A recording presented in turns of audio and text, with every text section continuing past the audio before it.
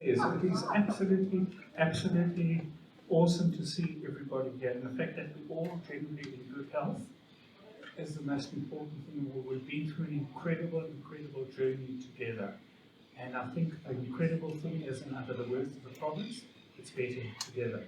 And we actually, absolutely, absolutely endorse this, and hence the reason, maybe the main reasons tonight, is so that everybody can be made aware, industry in particular, can be made aware of what is happening behind the scenes, how we actually are functioning under extremely, extremely difficult conditions. Just to give you an example, what goes out in the marketplace, and this of course is the problem with social media, is that there's so many misconceptions that go out. One of the misconceptions, and I got one yesterday, that said, oh, the vessels are bypassing Cape Town because there are no wine and or exports from Cape Town. I said, first of all, ask that forwarding agent to contact me, because I want to tell them actually what is happening in Cape Town and why it is happening. I've been involved with this industry for far too many years, as I'd like to recall. However, we've gone through this before. This does not mean that we cannot get through it. But the bottom line is, and the big lovely buzzword is, in collaboration. And that collaboration is, tonight is one of those examples. Collaboration is here because we are very delighted tonight, and we're deeply honoured to have our Minister of Economic Opportunities and Finance, the Honourable David Mania, with us, who's taken the time and the trouble to address the meeting tonight, to tell us what is happening behind the scenes from the government point of view. And we also are absolutely delighted to have Transnet with us as well, under the guidance of our dear friend and incredible Pumi, Kutana, because she really, really, I can honestly say, here she comes now, and we welcome her. She's a force to be reckoned with. And she takes no prisoners, and that's exactly what we need. So we engage twice a week. We have a forum that gets together. On average, I think we sometimes go up to, we should be 1.5 hours, we sometimes go to 2 hours, and sometimes we have up to 100 persons attending that virtual meeting. This is one of the outcomes of that, to let you know actually what is going on. Glenn represents the government on that Wednesday as he walks into the room now as well. I feel like I'm actually at the Oscars, announcing all of the winners of the sorry, there are no prizes. I can't give you one of the little Oscars or anything like that, but to me, this is better than the Oscars because we're all winners in the end of this. We're not like Oscar, there is only one winner. And through tonight and through collaboration, we will all be winners. We must walk out of this room tonight with the positivity that the energy going to move forward. There are incredible things happening. I could obviously say at a meeting with the American consulate last week. As you're probably all aware, the consulate and South African ambassador Lorna Marks had to return to Washington because she was here under the auspices of Donald Trump. The new ambassador who's actually under the Cape Town Council is in Pretoria at the moment, and they are looking at huge investments into our province. America is not short of money. America is a great investment that has a lot of value. And this is one of the things that we are working on. I'm hoping to actually, in the 10th to the 12th of October, I've been invited to address APSIC 21, which is the Invest in Africa Conference, at the Park Plaza Hotel in London. We will go next Thursday in May, it's been postponed to the 10th to 12th of October. I've already invited Ilse from government to join me there, because Ilse and I had the time of our lives and don't practice in Florida.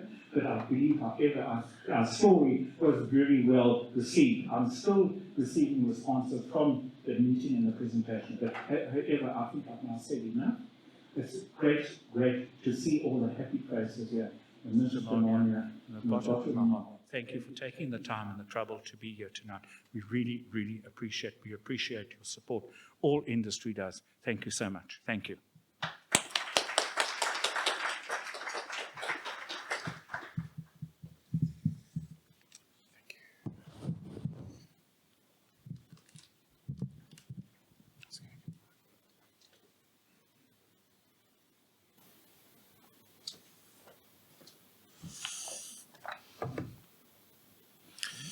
Terry, thank you so much for that very warm welcome. I really am delighted to join you together with my team and all the guests from the Exporters Club. I really am delighted to join you this evening.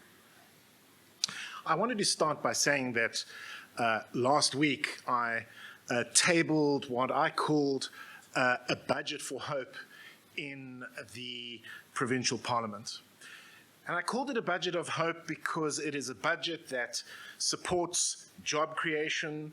It's a budget that builds safer communities, and it's a budget that delivers well-being for communities. But in the end, it is a budget that provides hope because it is a budget that supports our plan to defeat COVID-19 in the Western Cape. We have mobilized, despite significant budget cuts, a massive 2.17 billion rand war chest to defeat COVID-19 in the Western Cape, which of course will be spent on vaccine procurement, vaccine rollout, and of course, our response to any potential third wave in the Western Cape. But we've gone beyond that to respond to the needs of people who have lost jobs, who cannot make ends meet, and who are going hungry. We have also mobilized 100 million rand, which we will spend to support communities over this financial year in the Western Cape. We, of course, have been hard hit by the pandemic. You know it, and I know it. But we see signs of recovery. We expect the economy to grow at 4.6% in 2021, 3.1% in 2022, and 2.8% in 2023 in the Western Cape, which I think is a huge credit to the private sector, who have shown such great resilience under extraordinary circumstances in the Western Cape. We, of course, in government have a recovery plan, which is focused on what we call 3 North Stars: jobs, safety, and well-being, which we believe will move us forward in the Western Cape. We will spend about 17 billion rand over the medium term to boost economic growth and create jobs. We'll spend 2.35 billion over the medium term to improve safety, and we'll spend 115 billion rand over the medium term on promoting well-being. But in the end, and I'm sure you all agree with me, in the end, economic recovery depends on vaccinating as many people as possible, as fast as possible, because, as I like to say, the more jabs, the more jobs we will have in the end in the Western Cape. And we've made a good start. So far, 30,992 health workers have been vaccinated. 4,022 vaccinators have been registered, and of those 4,022 vaccinators, 2,103 vaccinators have already completed their training. And this weekend, 12,760 Johnson & Johnson single-shot vaccines arrived in the Western Cape. And just this week, we opened a new vaccination site at the Caledon Hospital, bringing the total number of public and private vaccination sites to 9 in the Western Cape. And obviously, we have to ramp up our efforts so that we, in the end, vaccinate as many people as fast as possible in the Western Cape.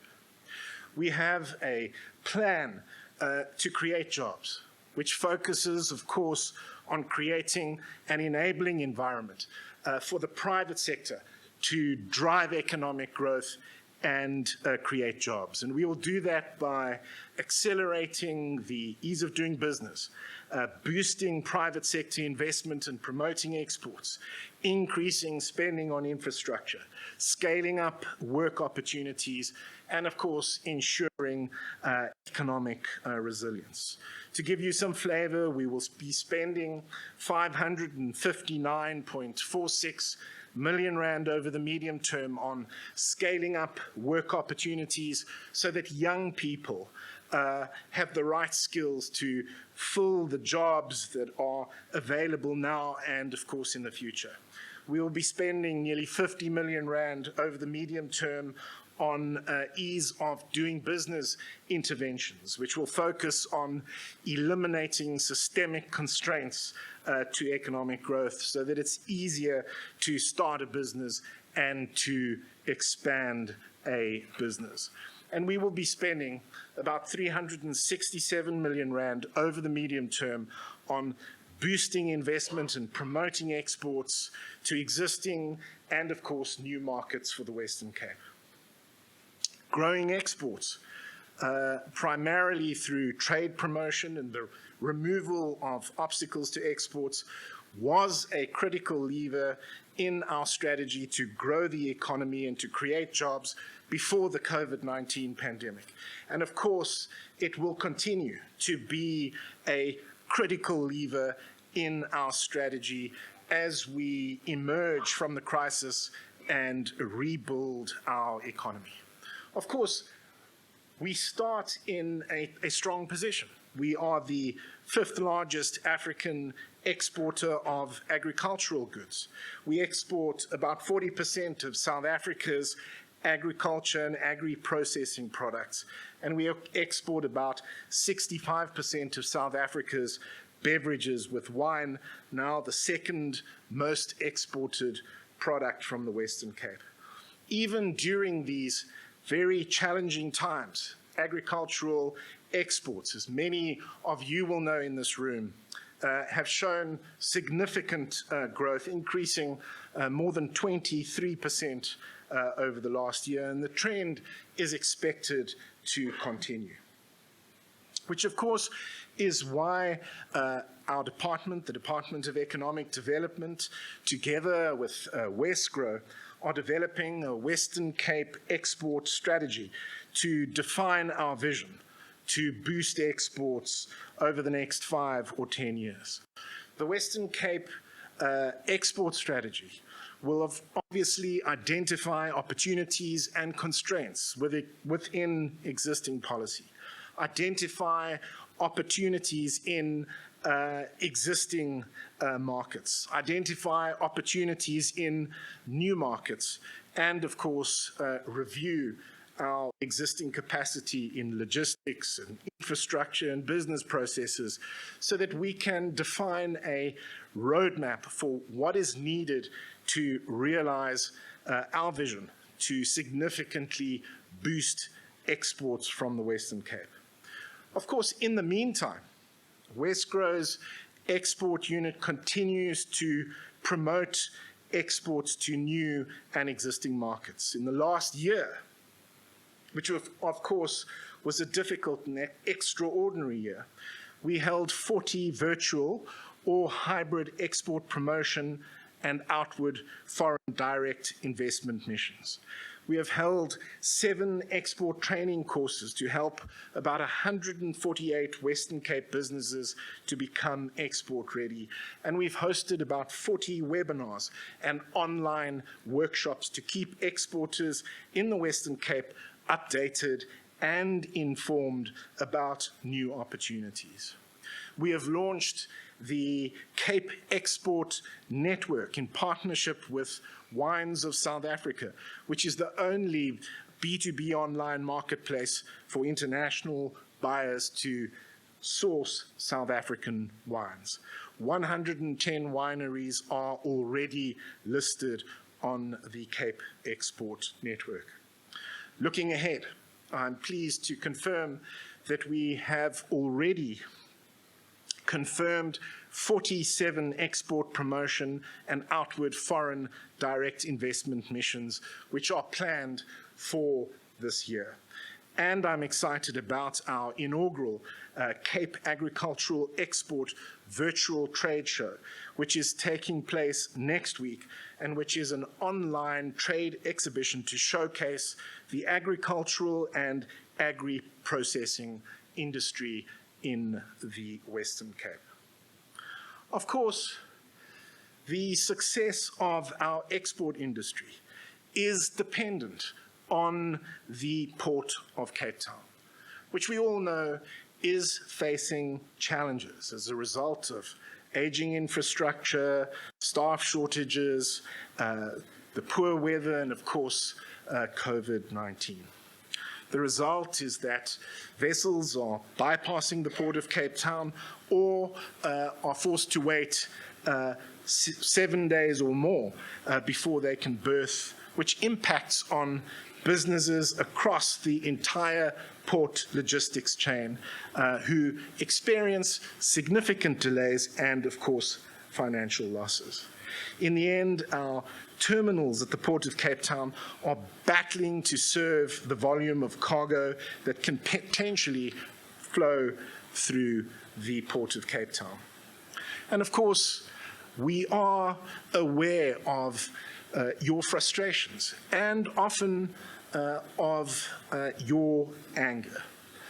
And to deal with it, we have collaboratively set up a port task team, which of course is coordinated by Glenn Stein from our Ease of Doing Business unit at the Department of Economic Development, and which has brought together key representatives from all levels of the port logistics chain to solve some of the critical issues at the Port of Cape Town. Minister, I had a conversation with some of our exporters, and they were just painting a scenario to me that they're actually doing a good job, and they are actually exporting their products via the Cape Town Container Terminal.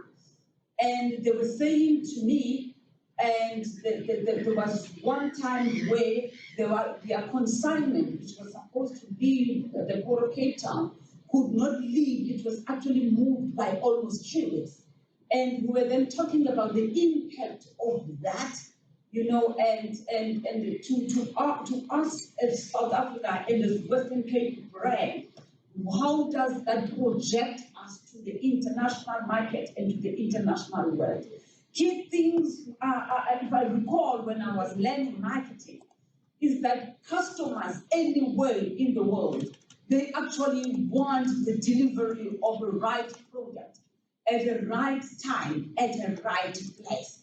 And if for us as South Africans and exporters, and we are managing to deliver whatever that we export to the international world at the right time, at the right price, at the right place, and being the right product, then that says a lot about us, how we brand ourselves as Western Cape. It is so unfortunate that we are having this session at a time when the competitiveness of the Port of Cape Town has negatively impacted. The Honourable Minister has actually outlined the high-level challenges that we had. If I can just share with you, last year when we were about when the President was about to announce the lockdown, we all thought, myself and Oscar and Bayers and Sipho, we had all the mitigation plans in place to ensure that at least we manage COVID. We had established business continuity structures where we were dealing with issues as they are coming and then be able to make decisions in terms of what we wanted to do. We were all comfortable that all of our plans were in place. Little did we know that COVID was going to hit in a specific area that we least expected to hit, which was the operators in the terminal. And that made us to really look at the fact that this is the scheme where nobody can actually plan to say, you can just get an operator in the street for that operator to come and assist you in the terminal. But I still applaud, the team of 20 operators that came from Durban. At that time, Minister, you will recall that nobody actually wanted to come to the Western Cape because at that time we were the epicenter. But we had brave operators that actually moved from the Port of Durban to really come and assist us in the Port of Cape Town. And I still take off my hat to those operators who actually came to assist us. But despite that, we then felt that we needed to establish a platform of engagement, a platform where we take accountability to our esteemed customers and we give feedback, because at that time, even the head office that actually navigated backward, they actually told us to say, you don't communicate to the customers, we will communicate to the customers. And up until we saw that there was a gap, and at the end of the day, the shoe was hitting in the Port of Cape Town. We then took a decision that we were going to establish the session, the platform of engagement, so that at least we come open to the industry. We tell the industry what our challenges are. But I am so excited that I can report to you today that in as much as we might not have 100% tangible, but there is a lot of discussion that is being held. Problems are solved at the spot. We are able to communicate. We are able to voice out our areas of dissatisfaction. But however, and there's a narrative that is coming to say, but even prior to COVID, there are issues that we had in the Port of Cape Town, which we needed to deal with those issues. The issue of weather, we needed to deal with that. The issue of equipment and the equipment breakdown, we need to deal with that. The minister has alluded to the fact that the Port of Cape Town has got old infrastructure, it's got old equipment, but we cannot just say, oh, the equipment is old, the infrastructure is old, and not do anything about it. It's just that some of the interventions will not yield fruits as we would like them to yield fruits immediately. Besides equipment, we also have people issues where the productivity is actually, has dropped. I think I was sharing in one of the sessions that we had that in my previous job in the Port of Cape Town, we knew that the Port of Cape Town has got the best, team, has got the best operator. And I remember that there was a stage where in the Port of Cape Town to actually come and assist us. So this is what we are driving toward, reclaiming our position as the Port of Cape Town as the best operated, as the best port. We are positioning ourselves as a world-class port, but I will come to that. But for us to be a world-class port, when you even look at the term world-class port, it means there must be infrastructure. There must be investment in infrastructure. Secondly, there must be equipment that is working well. Thirdly, there must be people that are able to operate the equipment optimally. Also, there must be connectivity. It exists in isolation. It exists within the broader hinterland. We must be able to deal with people issues. We must actually come and focus more on the issue of breakdown in equipment. Do root cause analysis, scenario planning, and then come up with a plan of how do we maintain the equipment. What do we then put in OEMs to come and assist us, so that at the time where the crane breaks, there must be a crane that is actually replacing that one, so that we actually don't cause the bottleneck in the entire port system. Not only that, I've mentioned the issue of weather. Not only that, I think the minister has also mentioned as well that we've also been having challenges with the trucks in the port. It has been a challenge, and the challenge is in the port, the congestion. If there is something that is happening in the terminal or within the supply chain or the value chain within the port, it's going to cause chaos. And yet the issue is either in the terminal or outside the terminal. Hence, in our session with Glenn, we are in the process of drafting the SOP that will guide us. How do we manage shuts within the port? But also as well expedite drug holding station, expedite their drug holding facility. I will give you feedback in terms of how far are we with the drug holding facility. But also, I have indicated that for us to be a world-class port system, we must be able to dock ships on arrival.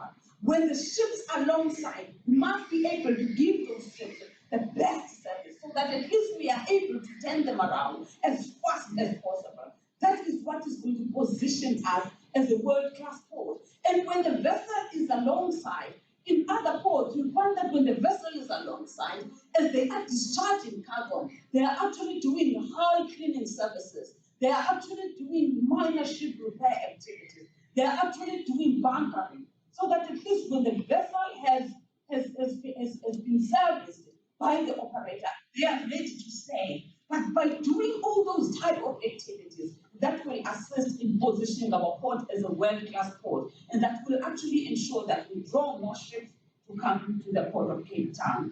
This is a big dream compared to where we are today, but baby steps. I believe in, biting the elephant in small pieces, but at the end of the day, we are going to get somewhere. Another issue that I wanted to comment on as well is the fact that the vessels are bypassing the port of Cape Town, which is very painful, for us, because when the vessels bypass the port of Cape Town, they sometimes discharge cargo either in the port of Nova or in the port of Durban, and that adds cost in doing business to the exporters in the port of Cape Town or to the importers in the port of Cape Town. I can recall, Terry, I think in one of our meetings, there was an announcement that was made that there's a vessel that literally bypassed the port of Cape Town to discharge imports in the port of Singapore. Imagine, recall what I said earlier on, that at the end of the day, consumers want the right products at the right place, at the right time, and at the right price. And all these inefficiencies, they actually increase the cost of doing business in South Africa. That is why we are saying we need to start talking to one another. We need to start to identify areas of improvement. But importantly is that we need, as TNPA, to fix our fleet. I can't justify that I can't service vessel because one of my tags had actually a breakdown, or I could not maintain my tags for one reason or another. To me, that excuse really doesn't justify the cost to the exporter and to the importer. So we really need, as TNPA, to focus more on our fleet investment strategy, which I think in the previous year I've indicated that we'll be acquiring 2 70-ton bollard pull to add into the fleet that we have in the port. For the port of Cape Town to function optimally, we need minimum of 4 tons. So that if you have a challenge with another tank, you still have 3 tanks that you are able to run with. Also looking at the navigability of the port itself, some of the vessels, they require to be docked by minimum 2 tanks to 3 tanks. Hence, we are saying we need minimum 4 tanks, 4 70-full tanks in the port. And we are in the process of actually acquiring 2 more. We already have 2 more in the port. Not only that, we are also saying to the terminal operators, Oscar and Sipo, bring your investment strategy. I want to see what are your short-term plans for these terminals. What are your medium to long-term plans for these terminals?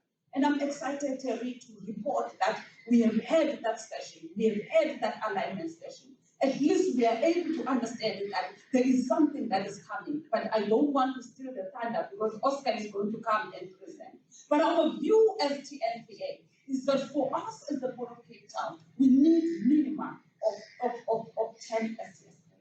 I know Oscar scratches their head when I say minimum 10 STS. But this is what we need for us to be able to function, optimally. Also as well, we need the recruitment strategy in place. The minister has actually indicated that some of the challenges that we have is the inability to fill the position. Not only that, the training program that we have in place, and also consequence management. We have changed the gear completely, where people really need to account. People must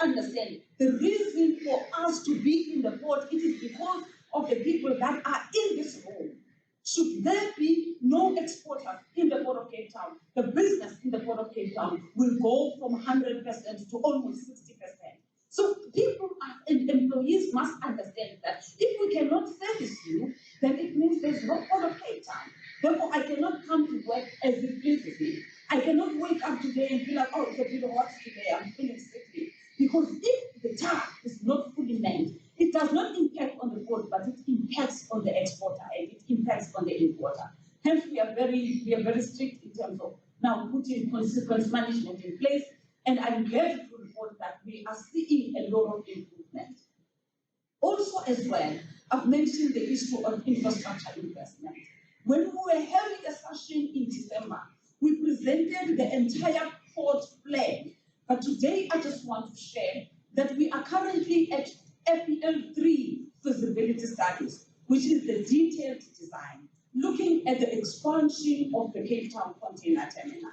When you look at the water side, our capacity on the water side is 1.4 million TEUs. But on the land side, we're only able to handle 1 million TEUs. So what we are doing is we want to synergize the water side to the land side so that the design capacity of the terminal increases on the land side from 1 million TEUs to 1.4 million TEUs. Also, part of that project is also involved in the truck staging area. We've got a facility that is coming nicely. We are just finalizing, we are just waiting for the detailed design, which is our medium solution to truck congestion in the port. That truck staging facility is able to accommodate the current demand of trucks that we have in the port. We will present those plans today in one of our sessions, once we have finished the detailed design, but we have approved the FEL3A, which is just part of design. Now we are getting into specifics, which is detailed design. So there's a lot of work that is happening. But also because of the pressure and the challenges and the congestion in the port, we also took a decision that we will bring in a temporary holding facility so that in cases where we've got an emergency in the port, at least we are able to put our trucks in that holding facility. That we hope that is going to be finalized by 2022, 2023. In terms of weather, I'm sure all of us, we are asking, what are we doing about weather? Last year, when we were addressing the Exporters Club, we indicated that we were in the process of going out to the market to get a system that will assist us with long wait. Unfortunately, that procurement process did not yield any benefits because there were no takers in South Africa. And even the takers in the world were preferring to deal directly with Transnet. Hence, we then took a decision that we needed to go through the right approvals for us to get that sign off. We are towards the final stages now of the sign off, and we are hoping that latest this year, by August, latest September, we will have the hydraulic systems in the Port of Cape Town. Our plan is that we are going to acquire 4, which is 2 systems per berth, and we're also going to acquire 2 more for the Port of Moha. So in total, we will be acquiring 3 sets, which is 2 for the Port of Moha and 4 for the Port of Cape Town. Why probably are you not spreading it only in the entire Cape Town container terminal? We still want to test the system to check if it is going to work well within the environment of the Western Cape. But we have done studies with CSI, and CSI has confirmed that this is the right equipment for the Port of Cape Town. But we need to collect data so that when we invest in the equipment that is going to last us longer and be able to mitigate long waits. We've got another phenomenon which is coming up now and very frustrating to us as the Port of Cape Town. And we are still having a conversation about how do we deal with this, which is fog, and also wind. Unfortunately, with wind, there's very little that we can do. But all that we are saying is that when there is no wind, there should be a recovery plan in place so that vessels that are alongside, we are able to service those vessels and they leave the Port of Cape Town. So that is what we are actually engaging on together with the terminal. Also, the last part is that I'm also excited to announce that we have called the terminal operators to present their capital investment plan and also their maintenance plan. We are excited to report that there are plans in place to bring OEMs so that if there is a failure in one of our equipment, they are able to deal with those on site, which will wait. But we are outsourcing that function, which I think is really going to improve the quality of our work, and we are really excited about that. We are also gearing up for the third wave because we were worst hit in all the world. So this time around, we really need to have our mitigation plans in place. But we are fully committed as TNPA and as Transnet to ensure that we reposition the Port of Cape Town as a world-class port, which is able to service you better and reduce the cost of doing business in our country. With those few words, thank you so much.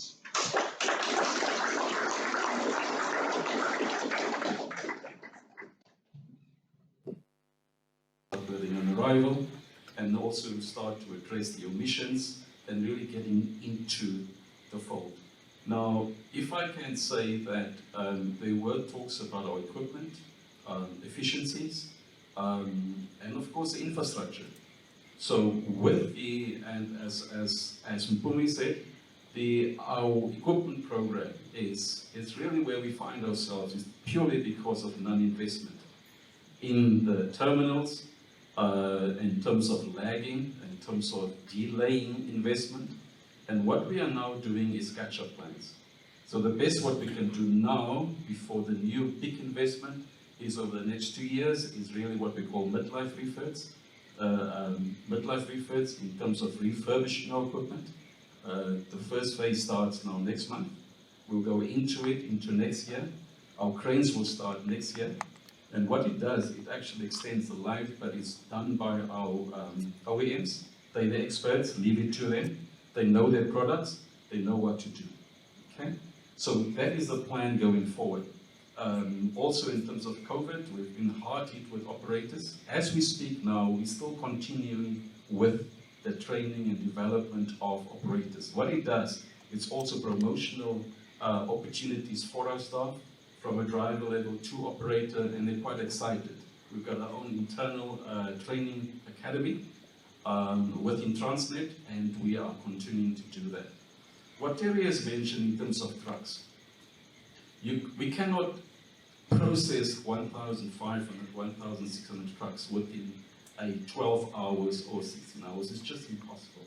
Normal throughput is about 800 to 900. We can't do that. To combat that, we have decided to implement the truck booking system. By September, it will be in, and that will start regulating truck system, truck bookings, and truck movements on a 24-hour basis. What do we do in the meantime? Balcon. Balcon is an inland terminal owned by our sister company, Transnet Freight Rail. So it's an inland depot up to a maximum of 120,000 capacity of containers it can handle. We started the project with reefer exports about a month ago. It's about 6 weeks. And right now we started with 1 train in a week. Last week we've done 3 trains per week. The capacity is to do 1 train per day. We can also improve it to about 2 trains per day. The wagons has also been extended to 35 wagons. So if you can calculate that, it's purely to say, go to Balcon, plug in your container, wait, it's aligned to the stack. Once the stack is open, it's then a mirror image from the port to the inland terminal, so it connects it. And what it does is that then we can bring in the containers as when required without congestion. You bypass your truck, you bypass your N1s, you bring it straight into our rail terminal. From there, it gets stacked, ready for exports. So we would like to encourage that particular flow, because if you look at wind, all right, we can operate up to 80 kilometers per hour. So all our equipment, with the exception of the new generations, we push it to 90 kilometers per hour. However, if you look at your southeasters, it's gusts up to 120, 125 kilometers. That is what we see. Our operators we really push the operators to that safety level of 80 kilometers per hour. Last weekend, they've been operating at 75 to 80 kilometers per hour just to get vessels in, just to get vessels out. And that's a commitment that they have to say that we can reduce the backlog. So that is Balcon. So now, what do you do with a person with 2 containers? How does he get connected? Transit Freight Rail is open to anyone that has a rail account. If you do not have a rail account, then partner with a logistics company. Talk to us. We can then connect so that we have a logistics company who's got an account. We bring it into it and we can do bulks. Because what I see, and I'm really passionate about Balcon, because I see this, if you look at your world-class ports, that is your inland terminal. It connects the big terminal. It takes the congestion out of the port. It takes your trucks out of the port. It gets onto rail. Likewise, we can also move the containers from the terminal to the inland terminal. So what we do is a bi-directional. Take the imports out, get it to Balcon, you collect, bring your exports in, drop it at Balcon, and secondly, then bring it in. So you have a bi-directional. You have 35 times 2. You have 70 containers moving at one time, times 2 a day, so 140 a day. So times it by 7. So you can see the magnitude of that. And if I'm not managing Balcon, but I mean if it's 1 in the morning, 1 in the evening. So that is what we're saying, and I think it's an opportunity that everybody can latch on. Like I said, 1 container, 2 containers, 10 containers, no problem.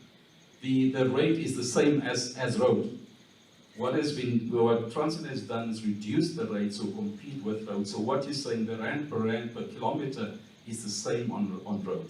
The beauty is that you can connect it, drop it at Balcon, weed-free. You know that once it's at Balcon, we then register it in the stack as if in the terminal. We will then do the commuting and the transporting of that particular container back into the terminal.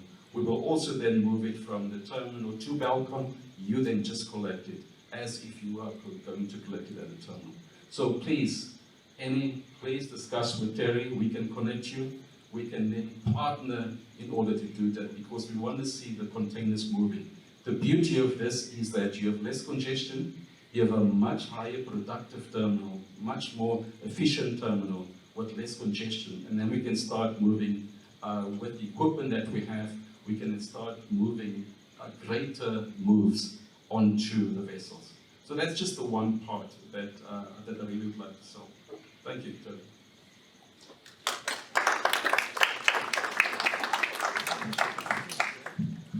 Sorry, Oscar, if I'm not mistaken, I think one of the things that you also suggested during the week and often is the fact that the terminal is available if people want to collect from a 24-hour basis as well and drop off. They must negotiate that the terminal is there, and because we have a lot of queries with people complaining 6 o'clock in the morning, if the games aren't ready, they haven't had coffee, and there's this whole congestion at the gate. The bottom line is, and this is why we're here tonight, because it's in collaboration, because we can solve these problems. Nothing is insurmountable. We mustn't just throw our arms up at, it's Transnet, it's the port, it's this, it's that. We keep on doing that, we must get over ourselves. And only by this conversation will we get over ourselves. And that's why I'm so pleased to see all the faces here. And I know there are probably going to be some questions asked, and I would like to open the floor for questions. If you would like to, I think we're going to just have a roving mic. If James, I can see him wherever he might be. There's James. James will just take perhaps, Pumi, if I can perhaps just ask you, I think maybe you and Oscar just to take, we're not going to have many questions because hopefully you will engage with us after this, but just make sure your questions are vital, important and concise. So thank you very much. If you can just take a few questions from the floor, because I'm sure that, Vivian, are you ready?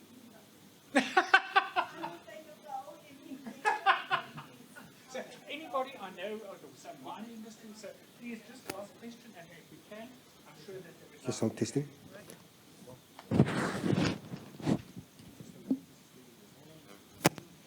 Thank you. Hi, I'm Catherine Harris from Freightham. Just a question regarding the port. We heard a lot of plans and a lot of investment ideas and that sort of thing, which all sound fantastic. What kind of time frame are we talking about? Because we've been dealing with this for over a year now, and it's probably the worst I've ever known it in the 20 years I've been in Cape Town. And a lot of the stuff that we are seeing on a day-to-day basis is incredibly damaging to importers and exporters. We've got clients who cannot get product in. We've got clients who cannot get product out. We're having to resort to air freighting stuff, which is clearly not viable over the long term. And there must be simple things that can be done straight away in the port to make it work more efficiently. I'm going to mention one thing off the bat. Please explain to me what a man working area is and why it's such a necessity in Cape Town and for so long. We've got trucks at the moment that cannot get containers out of the port because man working areas exist for days on end. And to me, that's a very simple thing that could actually be addressed in the short term without any major investment in long-term plans. So my first question is, what kind of time frame are we looking at for some kind of improvement in the turnaround time? Because that would immediately ease the congestion problem that you're having in the port. If you can actually turn your trucks around faster and get containers out of the port, then the congestion problem would go away, which would probably alleviate the 1,500 number that I heard earlier. The reason they're lining up there is that they cannot turn those containers around. We used to get trucks doing double trips a day. At the moment, they're one trip a day if they're lucky. So I just want to know time frame and short-term plans. Thank you.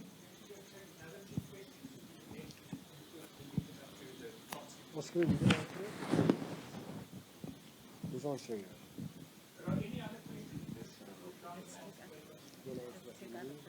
Sorry? We can take other questions. Okay. Is there any more questions? Okay. Just say we are. My name is Kagiso from Hapag-Lloyd. There's a question for Gary. You were saying that the congestion will be alleviated by the end of the month, right?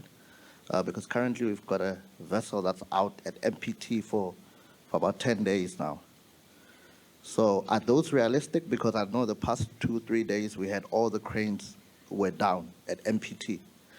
Are they going to get back? Because it seems like they're breaking down on a daily basis. Like the situation is getting worse. We did raise this with Seapoint then, and the conversation will be starting as a shipping line regarding bypassing. I know it's everybody's talking about it, but on our rotation, it will be started, because if we have over 10 days the NYK Polar out, and we've got another vessel coming in the middle of April.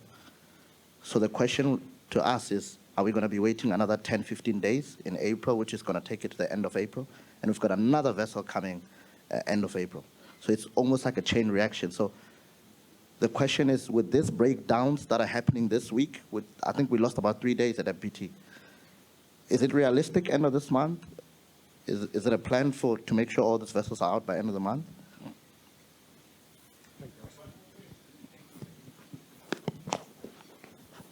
One more question.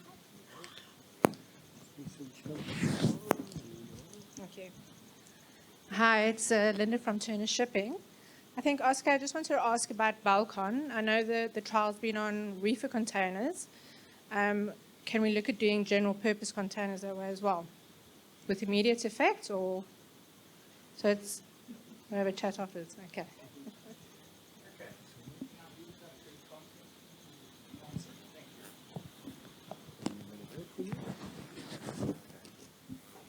Thank you so much for that question. It's well appreciated. In terms of the timelines for our two tags, we are expecting this is 2021, 2023, 2024. That's our fleet for the tags. But we've got the workboats and all the other stuff which is going to be delivered very soon. The workboats are going to be delivered next year. But the tags, unfortunately, 2023, 2024. Also, I think the recruitment and training, it's what is happening right now, and consequent management to deal with softer issues of operational, challenges within the human resource that we have in the port. In terms of infrastructure investment, we're currently signing off FEL3, and immediately after that, before the end of this year, we'll be going for capital again to request FEL4 funding, which we are going. FEL4 funding, it means it's the execution part. So this year, we are going to be completing with the FEL3 detailed design this year, which is 2021, 2022, in terms of timeframes. When it comes to equipment maintenance strategy, this is what is happening now. Oscar can add, I think you already have some of the OEMs on board. I'm also towards the final procurement stages of bringing OEMs to deal with the tags and the emergency, ensure that I've got spare equipment, so that if one tag breaks, there is somebody else. There's another spare part that we can actually use to fix the tag. So the maintenance plans, it's what is happening now. Latest June, we will have an OEM on board to deal with the equipment and with the maintenance of our tags and our fleet, etc.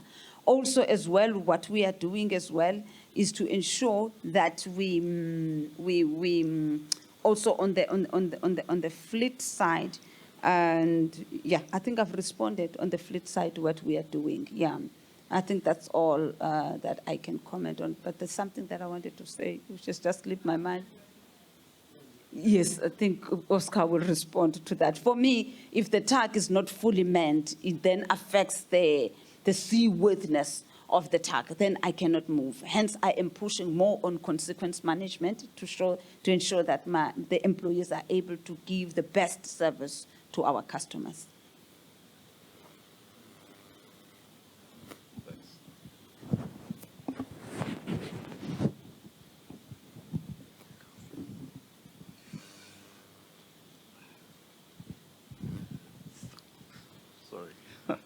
Thanks. I'll respond to your man working area. And I want to ask, why is it a man working, not a woman working, or an area? But be it as it may, it's basically port terms for that area is not accessible. It's either because it could be an equipment breakdown, it could be that that particular box is not ready to be delivered purely because we are also discharging into that particular area. Remember, it's a discharge area and it's also a loading area. What we're also saying is that please do not come and collect. Let's do the other block so that we can service you faster. So it's a combination of those. At times there is a breakdown, if I can say. The other area is please do not, so we can concentrate on a higher import.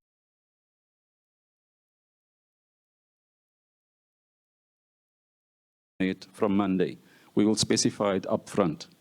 Please come on Tuesday, you will come and block 1. On Wednesday, come and block 2, just to regulate the flow.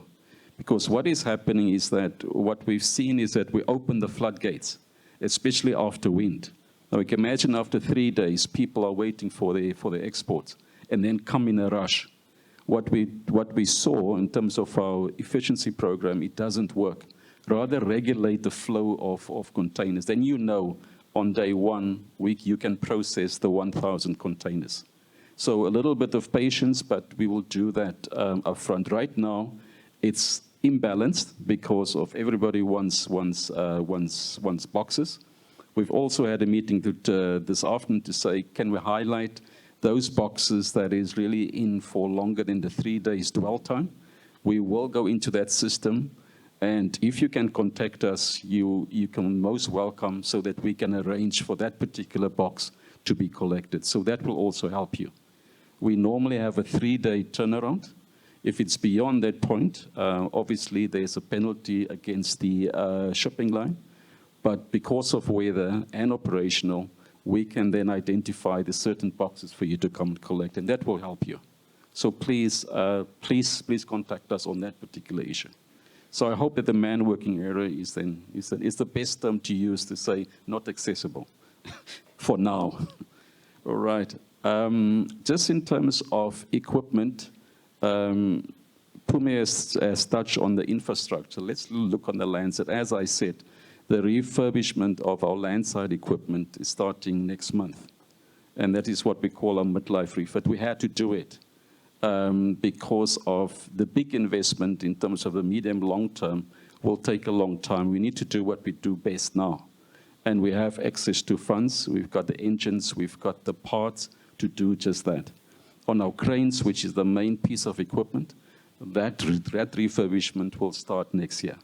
So you can see that midlife, it will extend life for another 10 years as well, because your cranes can last up to 20 to 30 years if you look after them. On the balcony, please, by tomorrow we can talk. So it's not just reefers, people. I think we can look at what we're saying. It's unused. For the reefers, we say reefers in. We are working on to get empties out as well. Let's do the dry cargo as well, because that is where we're going to see the benefit. You'll get your box faster within the next day. We post it, we rail it during the night. We work 24/7, 7 days a week, all right? So which means that we can rail that cargo, pre-arranged, and you can collect it the following morning. So that is what really we want to sell.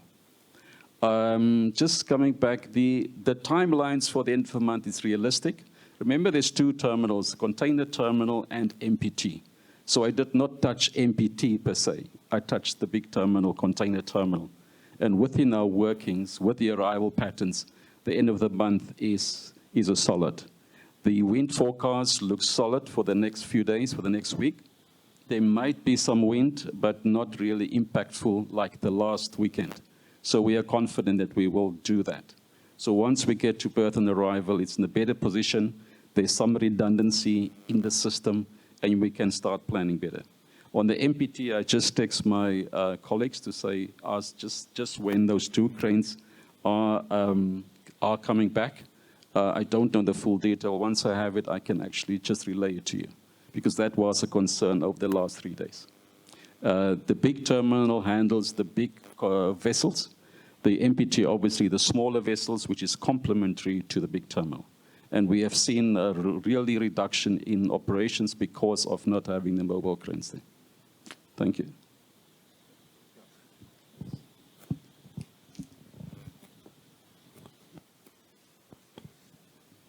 Okay, are there any other questions that we can have for the floor? Can I take it then that because we almost are over our time as well. I hope that we will leave here tonight.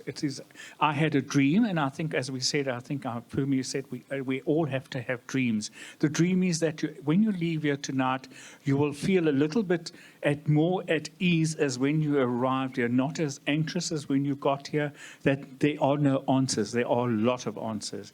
And I'm happy to say, and this is where the club comes in, and I have to do my little bit of marketing from a club point of view as well. Otherwise, my committee will slaughter me. This is where the club comes into being. This is why we ask you to be a member of the club. Use us as a conduit. I'm available almost 24. I do sleep sometimes, but I'm almost available 24 hours. I check my emails throughout weekends, public holidays. I'm checking. So if you're not getting a response, you can use me as the conduit to get into the port. If you're not the port, forget that's not their core business. This is our core business, is to ensure that our exporters and now we're looking at our importers, because it doesn't seem like the poor importers have a voice either, that we will help you to the best of our capability. And the gentleman from Hapag Lloyd, I'm very pleased that you are here, because I want to talk to you afterwards.